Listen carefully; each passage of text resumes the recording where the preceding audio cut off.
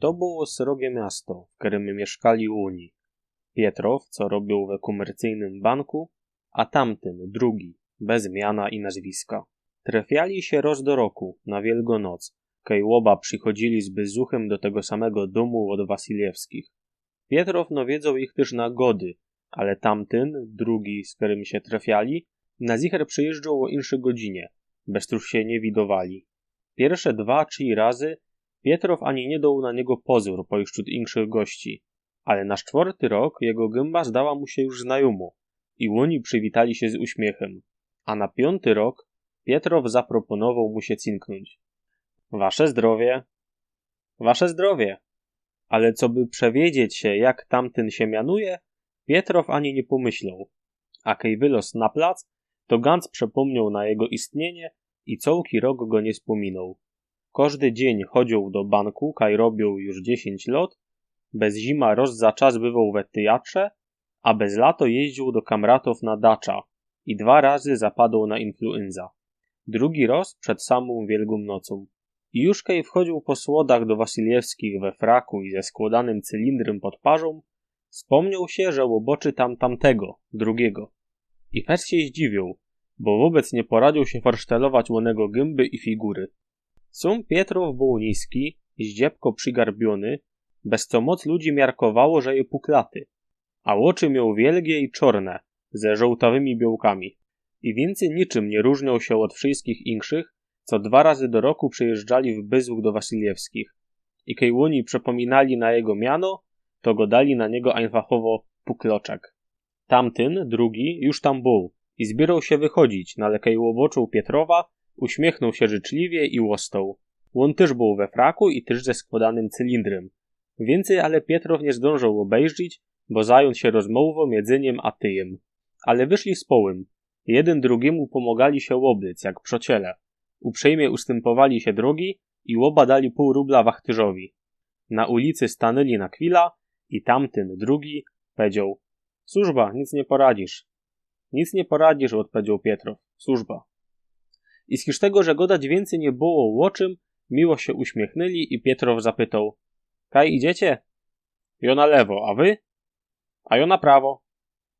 Na furze Pietrow wspomniał się, że zaś nie zdążył ani zapytać łomiano, ani bliżej mu się przyjrzeć. Łobrócił się, ale ze zadku i od przodku jeździły wozy. Tretuary czorniały od tulpy, co wyszła na szpacer. I w te zwarty ruchomy masie tamtego, drugiego nie szło już znąć. Tak jak nie do się znąć ziorka piosku pośród inszych ziorków. I zaś Pietrow przepomniał na niego i całki rok nie wspominał. Łążą kupa lot w jednej i ty samy umeblowany kwatyrze, kajfes nie mieli go radzi, bo był markotny i nerwowy. I też mianowali go pukloczkiem. Często siedział we swojej izbie i Bóg wie czym się zajmował, bo ni książek, ni briefów kamerdiner Fiedot za zajęcie nie uwożał. Po nocach Pietrow roz za czas wyłaził szpacerować i wachtyż Iwan nie rozumiał cweku tych szpacerów, bo Pietrow zowdy wrocą monter i zowdy sum, bez baby. A Pietrow szpacerował nocą z tego, że fest bał się miasta, w którym żył, a najwięcej bał się go za dnia, tej ulice są pełne ludzi. Miasto było ogromne a ciżbne, a było w tej ciżbie i tym ogromie coś upartego, niezwyciężonego, obojętno okrutnego.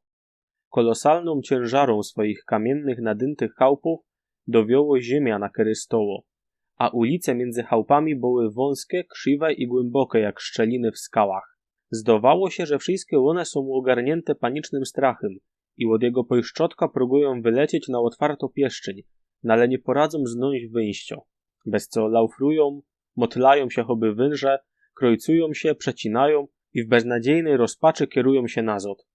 Można było całkimi godzinami łazić tymi ulicami, załumanym, zmachanym, zamarłym we strasznych konwulsyjach i durch nie wyleźć ze linije masnych kamiennych chałupów.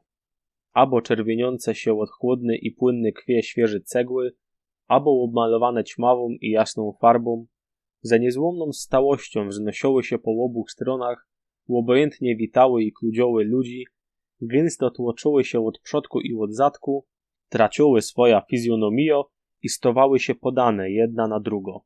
I człowiekowi, co szał, było strach, choby to on zamarł bez ruchu w jednym placu, a chałupy ruszały się wele niego w nieskończonym złowrogim orszaku. Rozczasu Pietrow szł spokojnie ulicą i Łoros poczuł, jako masa kamiennych domów oddzielo go od szerokiej wolnej pieszczyni, kaj z lekkością dycho pod klarą swobodna ziemia i furt daleko siągo człowieczy z drog. I przywidziało mu się, że traci dychanie i ślipnie. Zachciało mu się lecieć, co by wyrwać się z tych kamienistych łobięć. Strach było, a i pomyśleć, że gance gal jak drapko by gnął, durch bydą go kludzić z obu stron te wszystkie chałupy. I on prędzej straci dech, aniżeli wybierze za miasto. Pietrow skrył się we pierwszej restauracji, jako trafiła się po drodze, ale tam też jeszcze długo mu się zdawało, że traci dech. Toż piął zimno woda i wycierał ślepia taszyntuchem. No i straszniejsze ale było to, że we wszystkich tych chałupach żyli ludzie. Było ich siła, a wszyscy oni byli nieznani, cudzi. Wszyscy żyli swoim własnym, skrytym dla ślepiów życiem. Non-stop rodzili się, a umierali. I ten sztrom zdawał się nie mieć końca. Kej Pietrow szedł do roboty albo na szpacer, widział już znajome, przybadane chałupy. I wszystko zdawało mu się znajomym i einfachowym. Ale stykło, aby na chwilę zatrzymać swój pozór na jakiejś gębie. I wszystko Łoros się zmieniało.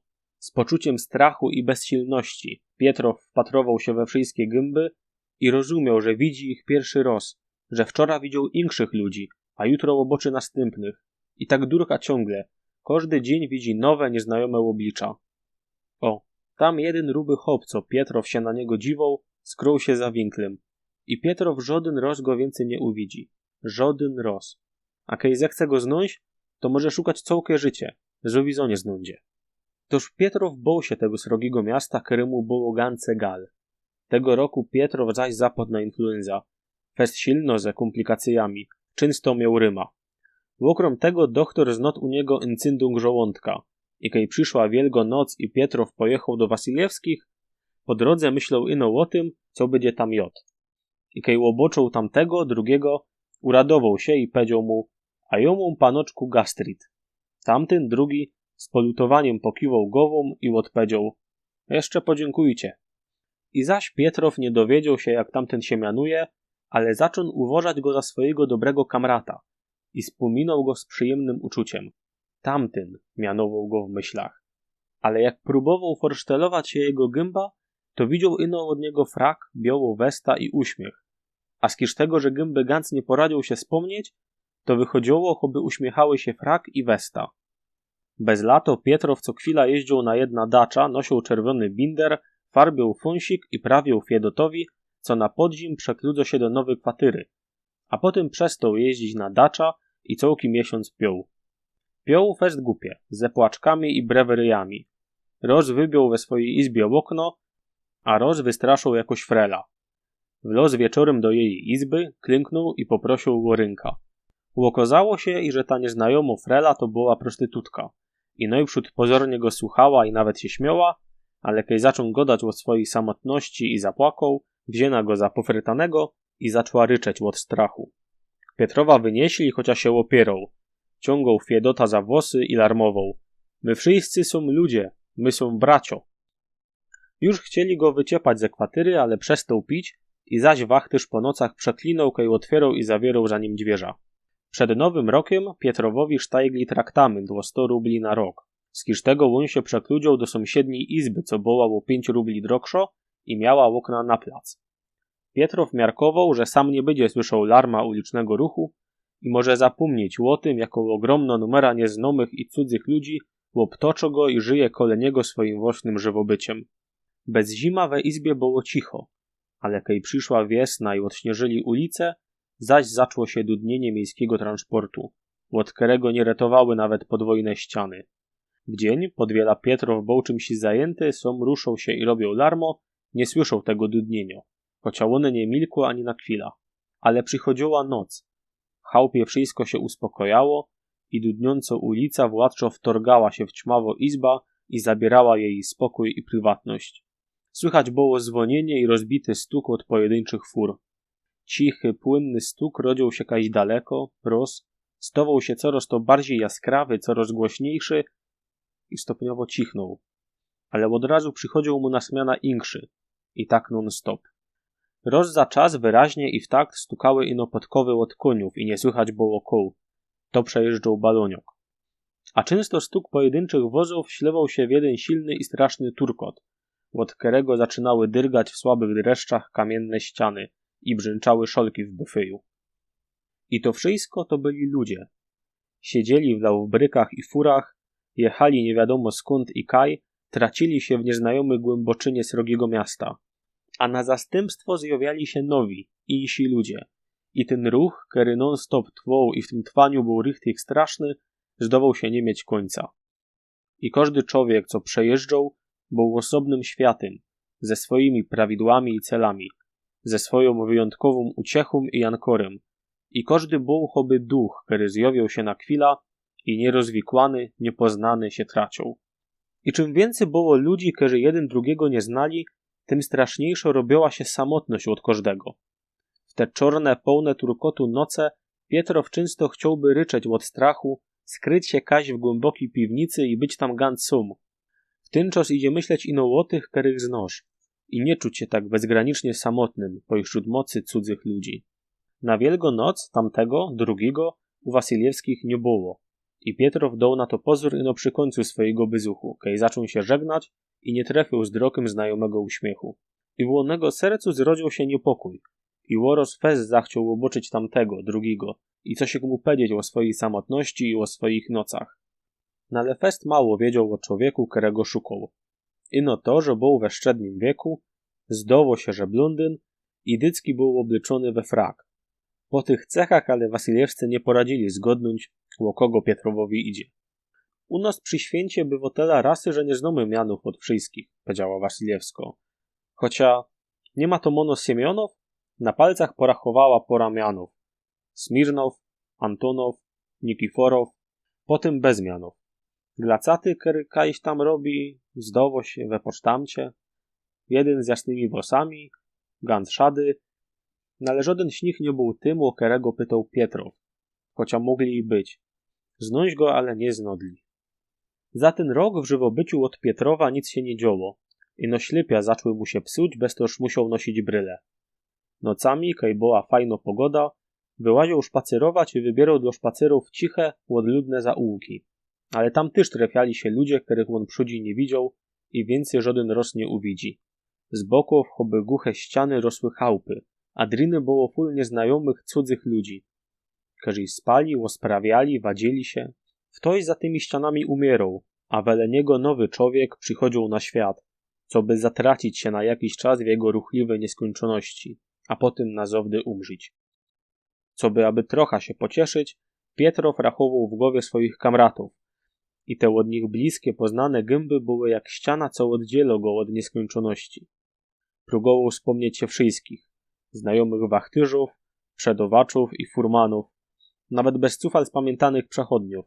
I z początku zdawało mu się, że znał moc ludzi, ale kiedy zaczął rachować, to wychodziło strasznie mało. Za całe życie poznał ich ino 250. Zusammen ze tamtym, drugim. I to było wszystko, co było mu bliskie i znajome na świecie. Mono istnieli jeszcze ludzie, których znał, ino przepomniał, ale być to tak samo, choby nigdy ich nie znał.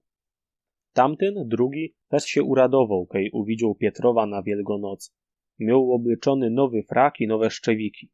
Kiedy ściskał Pietrowowa ręka, powiedział: wiecie, ja bez mała umarł. Miałżech w płucach incydung i teroski sam, postukał się w bok, na wierchu nie wszystko je jak cza. Co tyż godocie? Szczerze stropiał się Pietrow. Pogodali się o roztomajtych niemocach i każdy godał o swoich. A kiedy się rozstawali, to długo ściskali te ręce, no ale zapytać o swoje miana zapomnieli. Na bezrok Pietrow ku Wasyliewskim nie poszł, a tamten drugi fes się przejął i wypytował Wasyliewsko, kto to je ten puklaty, co u nich było. Toć wiem, powiedziała. Unymu je Pietrow. A jakie mu miano? Wasyliewsko chciała powiedzieć, jak unymu je, ale pokazało się, że nie wiedziała. I fes błaskiż tego zdziwiono. Nie wiedziała też, kaj Pietrow robi. Mono na poczcie, albo kajś w banku. Potem nie przyszł tamten, drugi. A potem przyszli łoba, ale większe godziny, toż się nie trafili. A potem wobec przestali przyłazić i Wasyliewscy więcej ich nie widzieli. No ale nie myśleli o tym, bo bywa u nich moc ludzi i nie mogą dać wszystkich spamiętać. Srogie miasto stało się jeszcze sroksze. Tam, kaj roztopierzała się swobodno pieszczyń, Te roski niepowstrzymanie ciągną się nowe ulice, co z boków mają tłuste, szerokie, kamienne chałupy, które swoją ciężarą naciskają na ziemię, na które stoją. Do 7 kirchhoffów, co dawniej były w mieście, przyszł jeszcze jeden, 8. Ganz nie ma na nim zieleni i chowają tam ino biedoków. I kiedy przychodzi długo podzimowa nocka, na Kirchhoffie robi się cicho. I ino dalekie echo niesie larmo ulicznego ruchu, które nie kończy się nie w dzień, nie w nocy. Napisał Leonid Andrzejew. Przełożył na śląsko-gotka i przeczytał Bartłomiej Wanot.